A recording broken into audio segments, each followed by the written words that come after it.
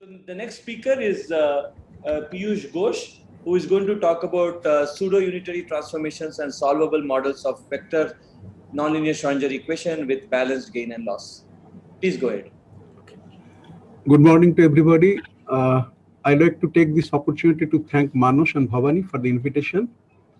So I'll be talking about a particular method, namely mathematical trick to find solvable models of vector nonlinear Schrödinger equation with balanced loss and gain.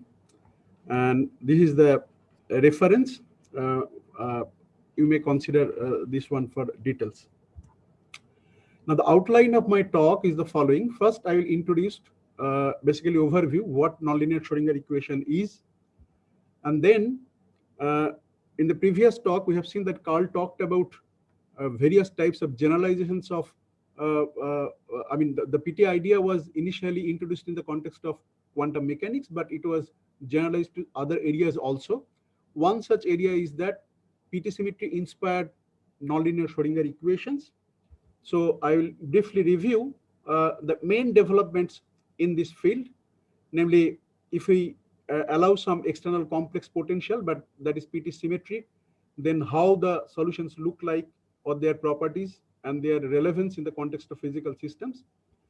And then there is a second area where a new type of nonlinear Schrödinger equation, non-local nonlinear Schrödinger equation is introduced, and mathematical structure is really beautiful. But my concern will be the development where nonlinear Schrödinger equation with balanced loss and gain are considered. Again, this is relevant in optics and in other areas. So I will, my talk will be based on this one only, the nonlinear Schrödinger equations, balanced loss and gain. So after this introduction of this field, namely nonlinear Schrödinger equation, which are basically considered after the this PT symmetric theory became popular. And then what I'll be doing is that I will give formalism for the n component vector nonlinear Schrödinger equation with balanced loss and gain.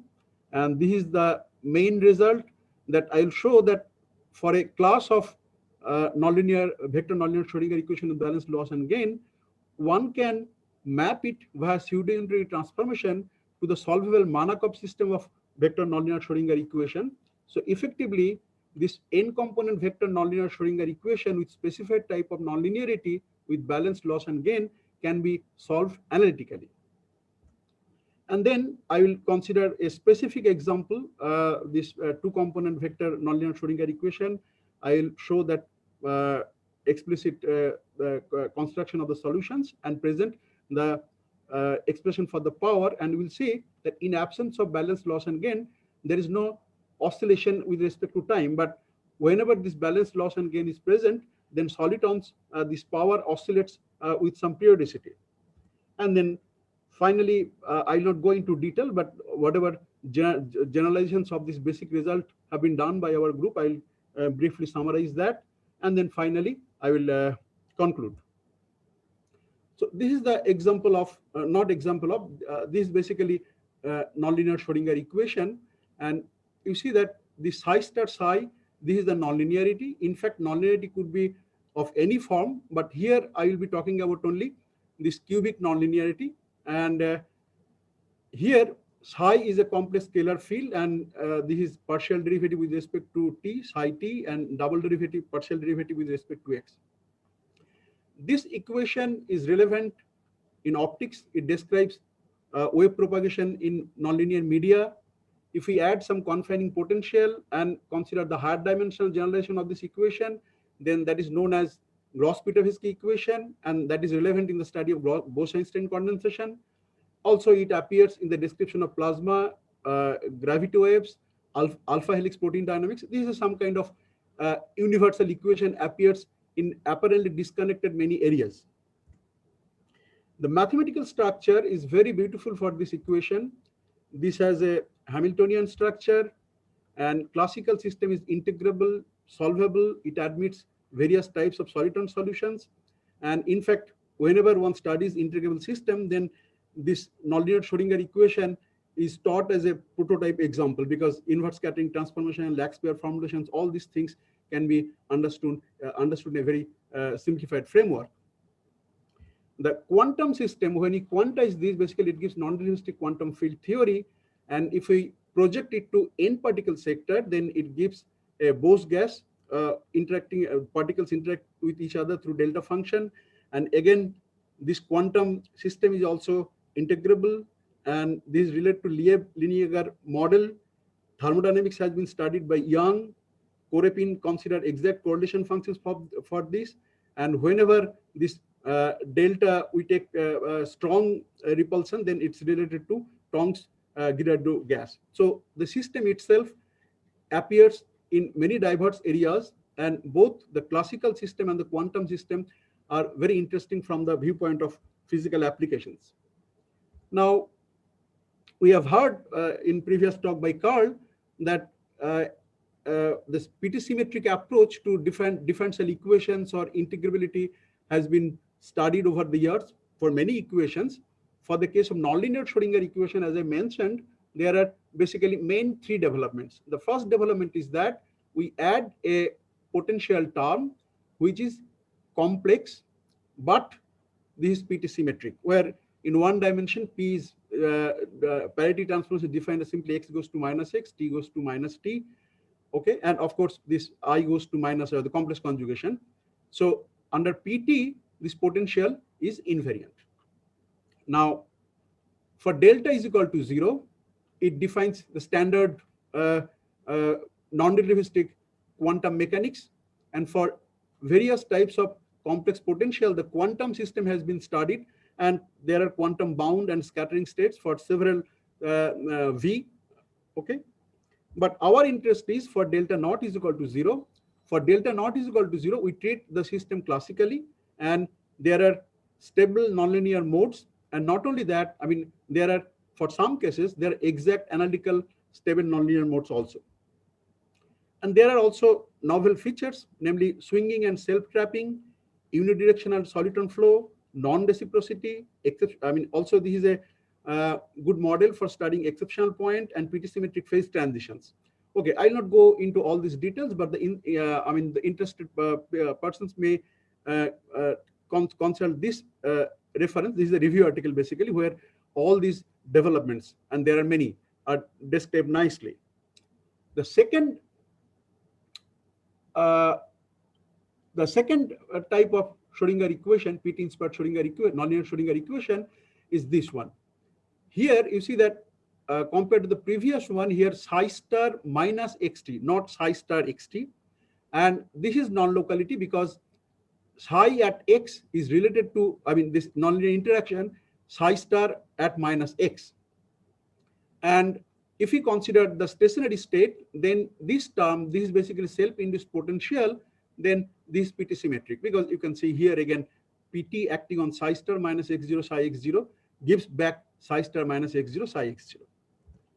And compared to the standard nonlinear Schrödinger equation, it has many interesting features, namely for delta less than 0, negative delta, we get both bright and dark solitons. That is not possible for the standard nonlinear Schrödinger equation. Also, kinks and solitons exist simultaneously. That is also not possible for the standard nonlinear Schrödinger equation. And here, if we treat this as a non-relativistic field theory, then independent variables are psi xt and psi star minus xt, not psi star xt like the standard nonlinear Schrödinger equation. And this is the Poisson bracket relations. Again, I mean, one can find the Hamiltonian for this.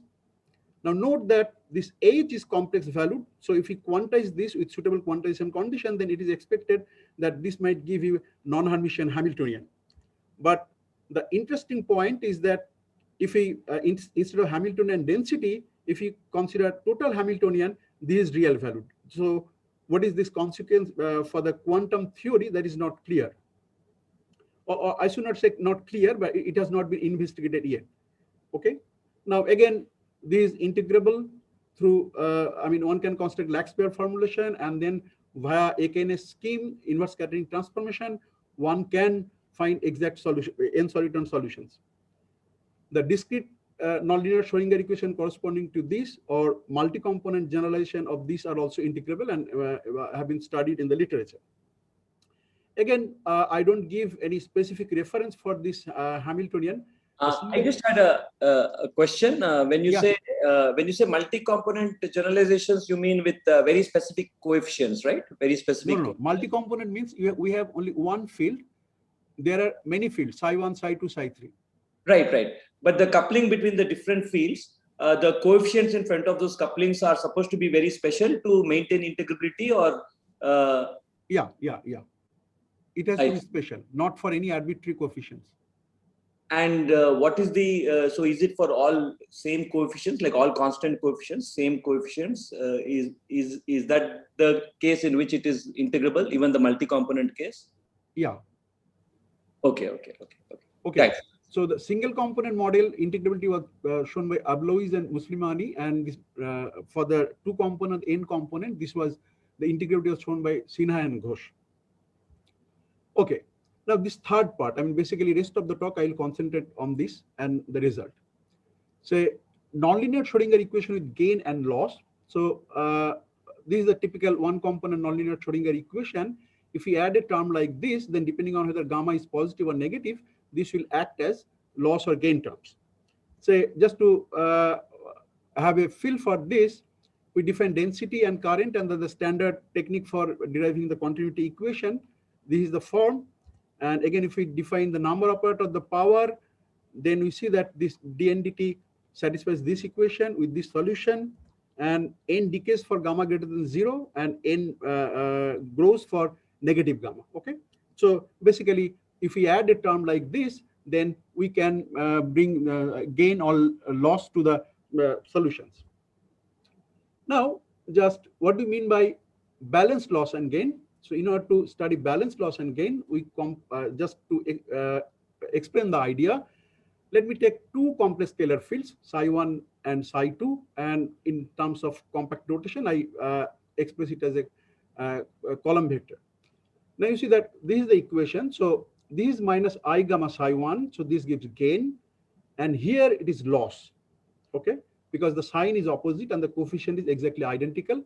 And these beta star psi2 and beta psi1, they define linear coupling between these two modes, psi1 and psi2. And this is the typical dispersion term.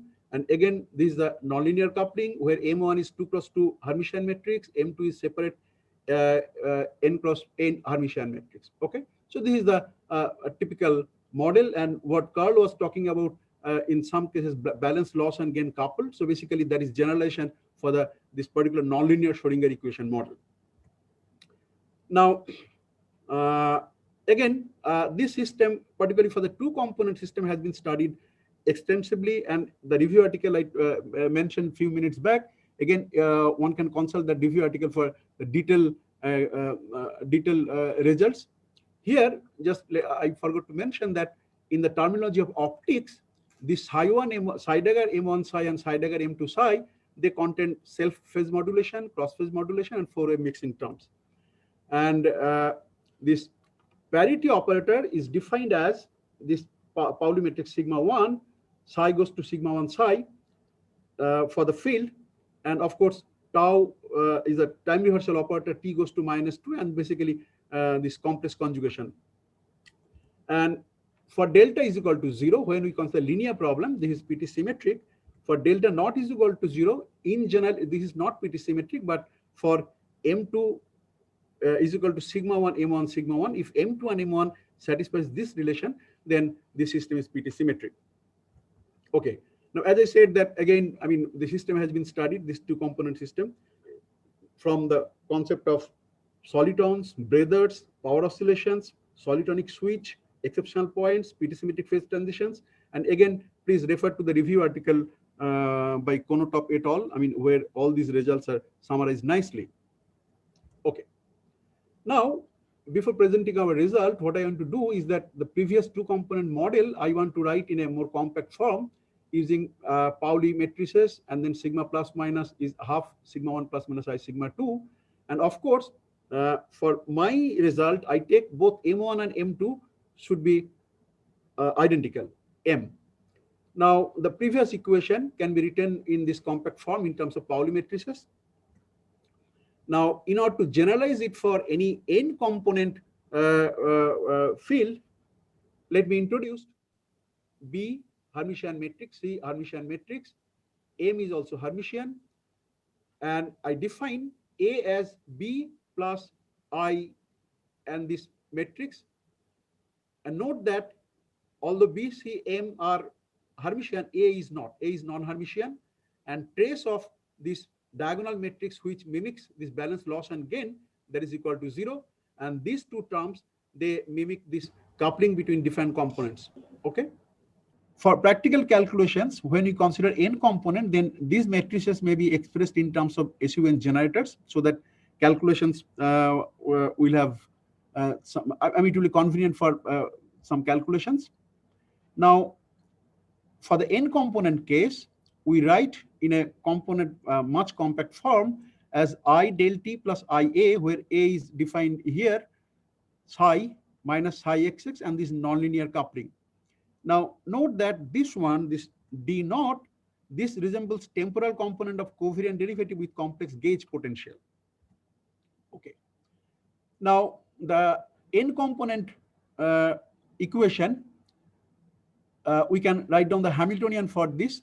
This is the expression for Hamiltonian. Now, note that the first two terms are real valued, but the last term, this is complex valued, because A is not Hermitian. The effect of balance loss and gain is contained in this last term, which is basically complex valued. Now, if H is complex valued, then we expect that if we quantize the theory, then we'll get a non-Hermitian quantum Hamiltonian.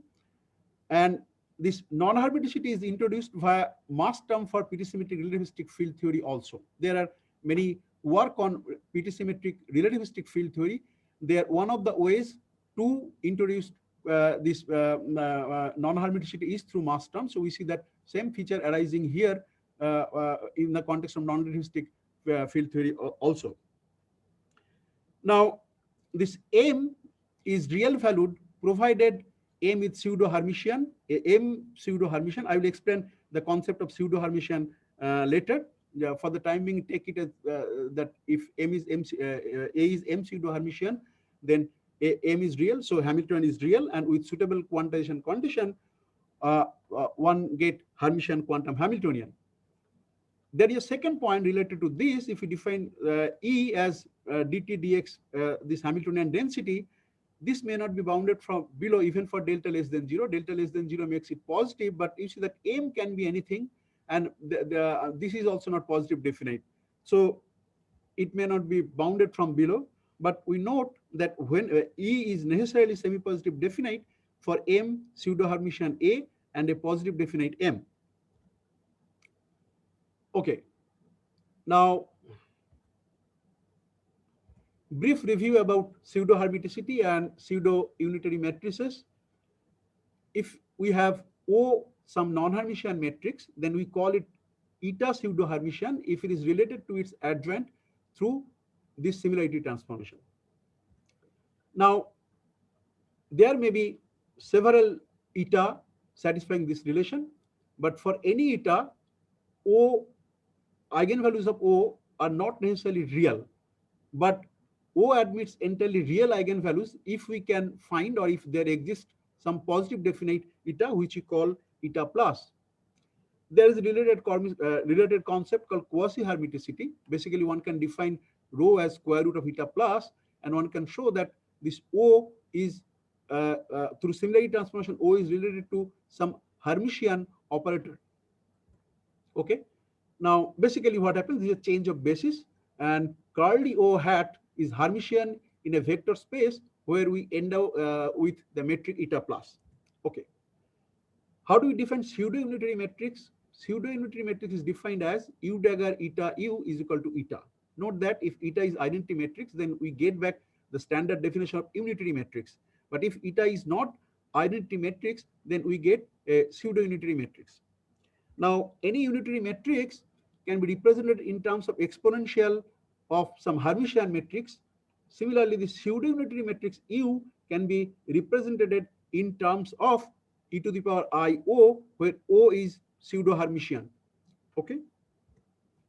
Now, U is non-unitary as well as non-pseudo-unitary whenever O is non-pseudo-Hermitian. Okay, because there are several cases whether O is Hermitian, whether O is non-Hermitian, whether O is pseudo-Hermitian. Depending on that, the nature of U will change. But as long as O is pseudo-Hermitian, U is pseudo-unitary.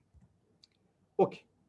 Now, coming back to main result, our equation was in terms of the vector fields psi. Now we define this transformation in terms of pseudo-unitary operator U psi. For the time being, we don't call it pseudo-unitary operator now, but this some non-unitary operator U multiplied by some n component field phi. Okay, and where U is defined as e to the power minus iat, A is non-Hermitian. So in general, this U is non-unitary.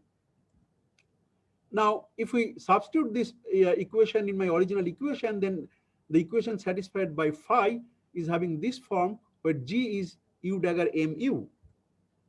Now, if we demand that U is pseudo-unitary, that means A is pseudo-Hermitian, then U dagger mu becomes M.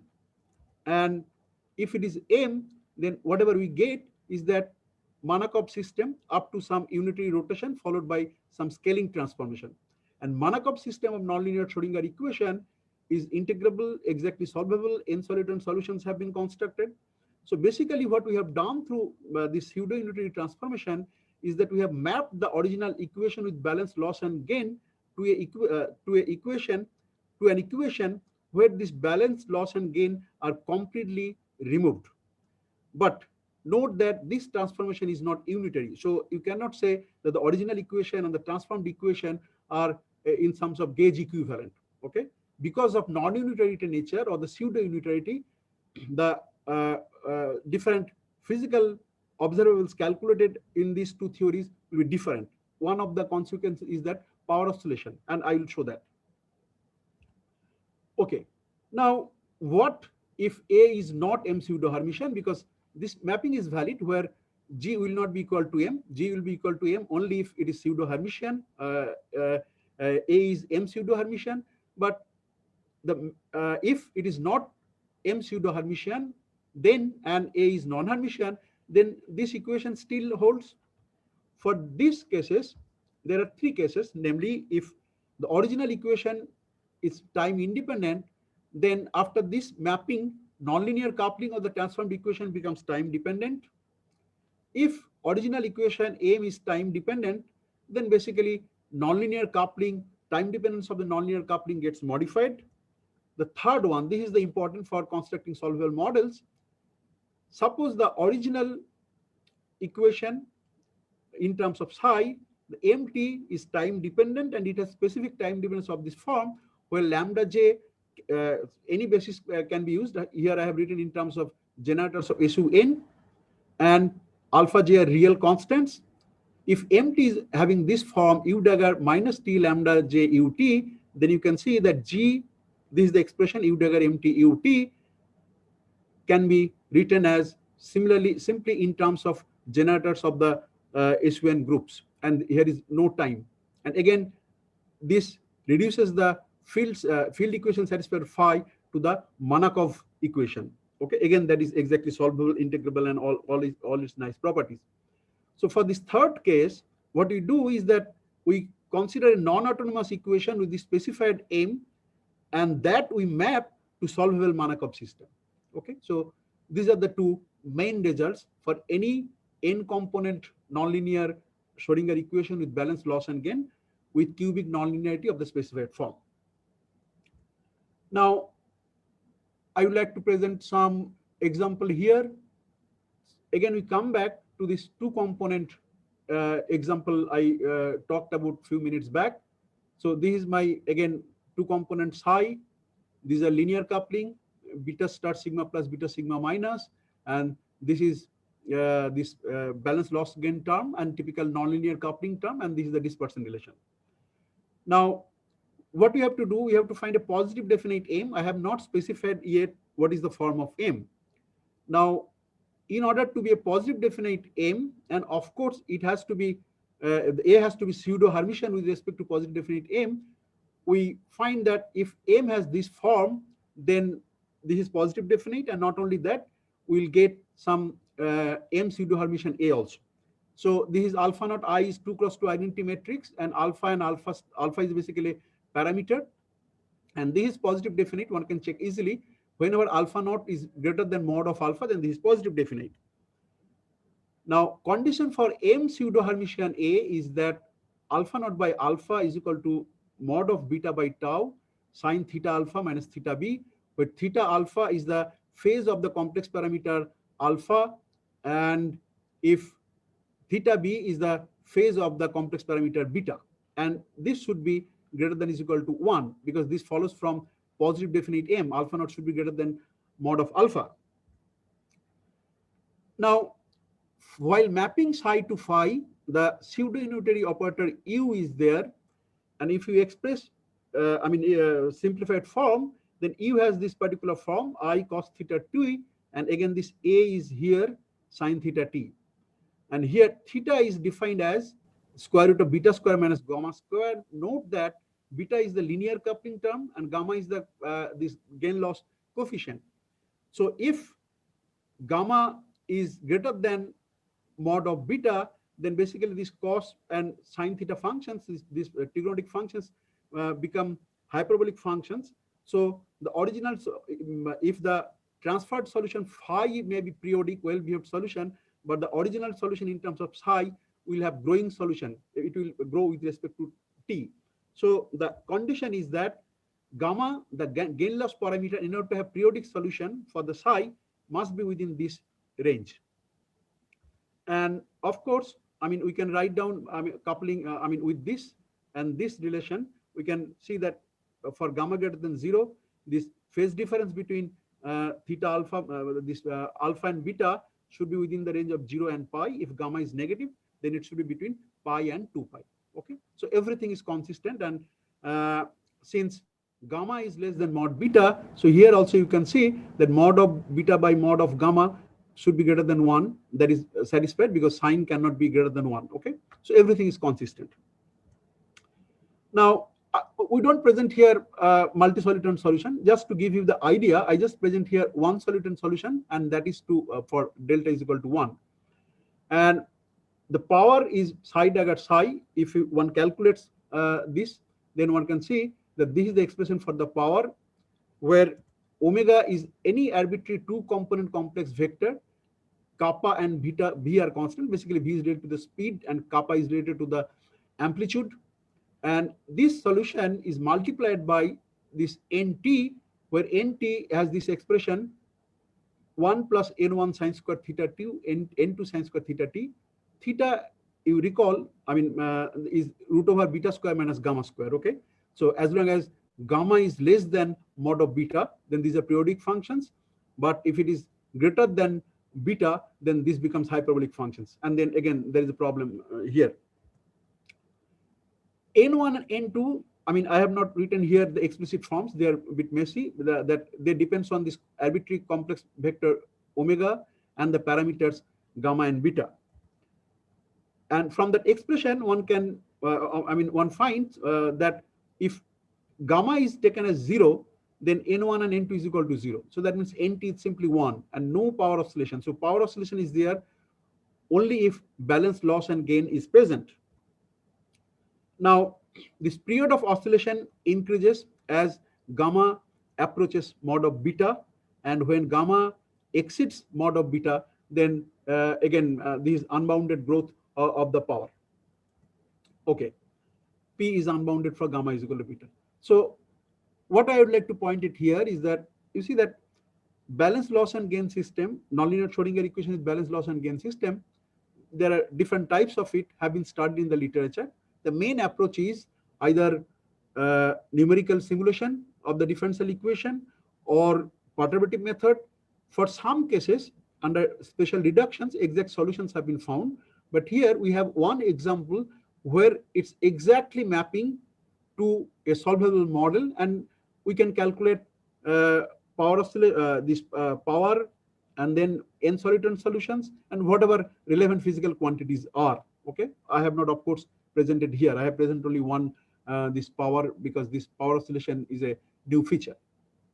Okay, now for experimental purposes, if this nonlinear Schrodinger equation with balanced loss and gain can be implemented experimentally in the context of optics or some other fields, then see that this gamma, namely gain loss parameter, can be used as a controlling parameter for oscillation, because for gamma is equal to 0, there is no oscillation.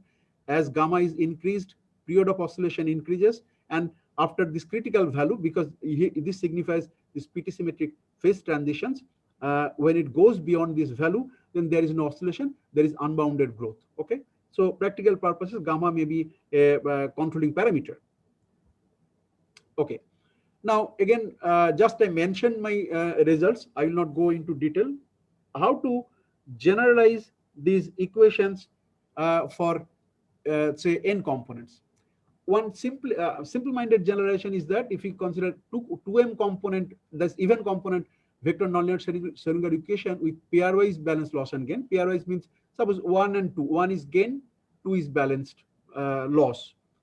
3 is gain, 4 is loss. This way, then one can again find one set of matrices for A and M, and for this given A and M, this U has this particular expression. One might think that, okay, so this is the M copy of the model I have just now described, but this is not so, because note that although these A to M and M to M, they have this kind of structure, only 1 and 2 linear coupling are between 1, 2, 3, 4, 5, 6, but the nonlinear coupling, it couples each component couples to all other components through the nonlinear interaction. So this is not a copy, M copy of simplified model described just now. And again, I mean, one can calculate exact solution for this and power spectrum and all these things.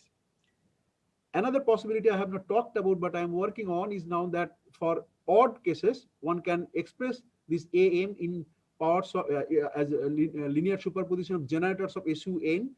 For n is equal to 3, again, everything goes through nicely, but the problem is, and there it's not pairwise balancing, but the problem is with n is equal to 4 and higher, although theoretically it is possible, I mean, the expressions become a bit messy, and maybe there is some smart or brilliant ways to do it for any arbitrary n. And then one might think that from the context of experimental scenario, what if this loss gain terms are time dependent? Okay, then this can be generalized easily. Just change the ut as e to the power minus I t a t prime dt prime. The time dependence of a is content here, and all other steps go through. There is no problem. Then another generalization is that we take external potential. This is particularly interesting from the viewpoint of Gauss-Pitavisky equation or the Bose-Einstein condensation, and we also allow this nonlinear coupling space-time modulated. These are also, I mean, experimentally feasible within the context of Bose-Einstein condensation. But when a is equal to 0, this kind of model has been studied previously in the literature and with possible experimental implications. What we are doing is that we are adding this loss gain term A. Now, note that this kind of system also we can solve analytically for specified V and delta. We employ the technique I just now described, that psi goes to U phi, and the addition of this external potential or space-time modulated nonlinear coupling does not create any problem, and with this non-unitary transformation we get this equation. Now there is a very nice trick. This is by Belmonte, Beitia et al.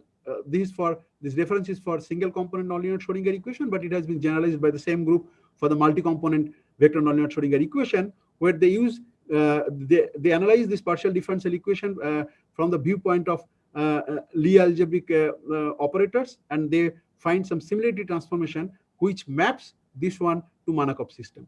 So in 2 steps, first we use this non-unitary transformation and then use this approach to map to Markov system, and again, we can solve for physically motivating V and delta exact solutions. Again, this part is also complete, and we are writing it down with my student Supriya. Okay. Now, this time to summarize, discuss, and possible future directions. Now, what we have done, let me summarize first, that we have considered vector nonlinear Schrödinger equation with balance, loss, and gain, and that is mapped by pseudo-unitary transformation to the same equation without the balance loss gain term.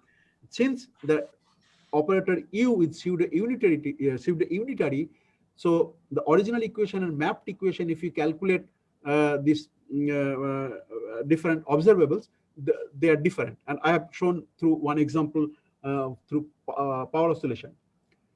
And this mapping can be used to construct solvable models, and then also specific examples, particularly for the two component case with analytical expressions for power oscillation has been mentioned. And this mapping is also quite generic. So various generalizations are possible. Say, for example, time dependent balance, loss and gain, or incorporating external potential, or space-time modulated nonlinear coupling. Okay. Now, future directions, say solvable models for more than two components we have presented here, where it's a pairwise balancing of balance loss gain terms. So what if apart from this n is equal to 3, for which again the same thing can be tackled in terms of SU3 generators, for in general, whether can one find solvable models where the components are not coupled through pairwise balancing loss and gain, because physical this experimental scenario may demand this. And then although we concentrate on the cubic nonlinearity, there are other types of nonlinearity also relevant in the context of optics and other fields. Say this mapping is very specific to the Markov type of nonlinearity. What if we consider K type of nonlinearity and consider vector nonlinear Schrödinger equation with balance, loss, and gain? Whether similar mapping is possible or not, and if it is there, then whether one can find again exact solutions for this kind of vector nonlinear Schrödinger equation balance, loss, gain with K nonlinearity.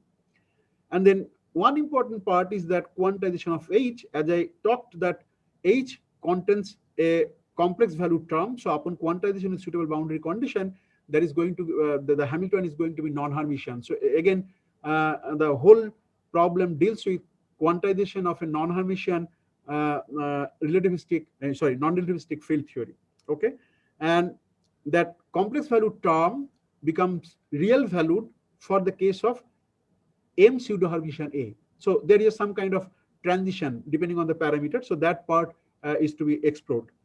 Of course, for the standard nonlinear Schrödinger equation, even for the vector nonlinear Schrödinger equation, we get delta Bose gas. Okay. Here there is an extra term. What is the contribution and what is the effect of this term? That should be studied. And then finally, that you see that corresponding nonlinear Schrödinger equation, it is common practice to study different kinds of discrete version of that nonlinear Schrödinger equations.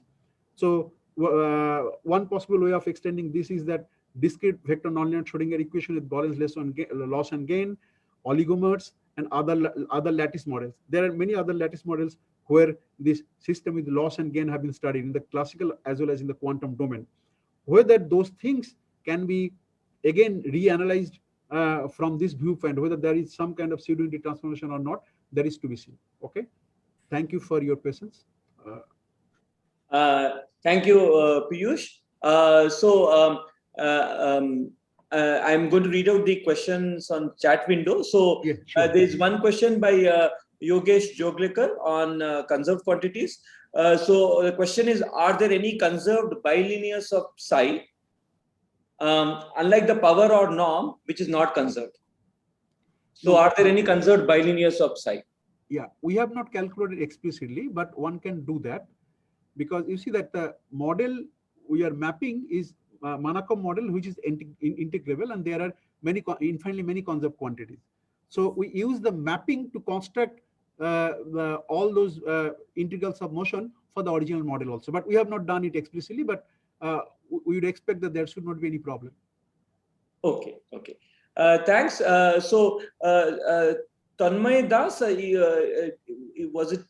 So there's a question or a comment. Tanmay, are you around?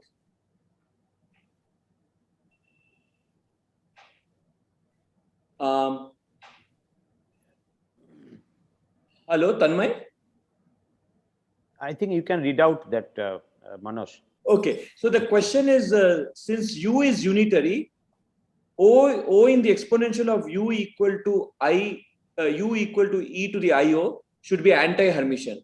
For any other pseudo-Hermitian, O and U is not unitary. No. U is not unitary. U is pseudo-unitary. Yeah. Okay. So, yeah. U is pseudo-unitary, and one can check that just 2 steps. You write U dagger and use the property of O dagger as eta O eta inverse. Then one can check that U dagger eta U is eta. One can check. This is just Baker-Campbell-Hausdorff formula, maybe 1 or 2 lines. Then one can check it easily. I mean, so U is not unitary. U is pseudo-unitary, and exponential operator O or A, that is pseudo-Hermitian, that is not Hermitian. okay. If one uses these 2 relations, one can easily check that U dagger eta U is equal to eta. Okay. Yes. Okay.